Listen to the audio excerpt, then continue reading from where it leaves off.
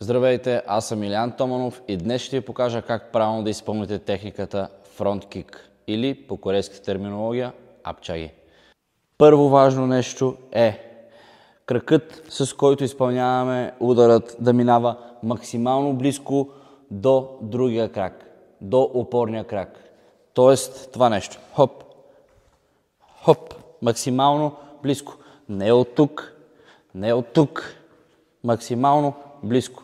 Това е най-бързата траектория към целта.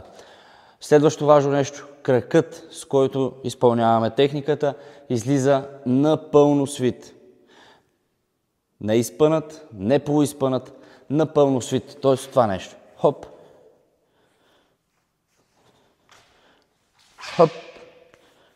Като коляното сочи право към целта.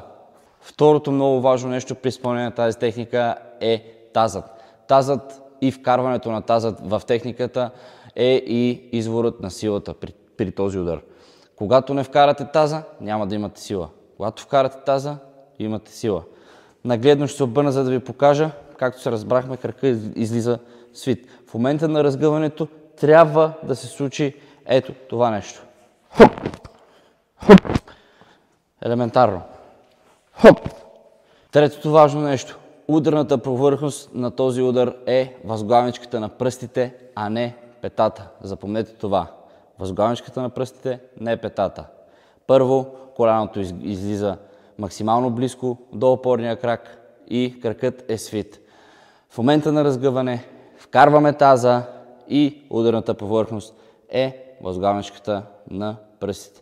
Тогава се получава ето това нещо.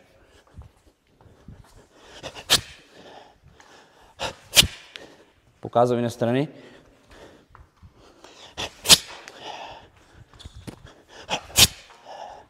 За още полезни съвети за начинаещи в бойните спортове, моля, последвайте.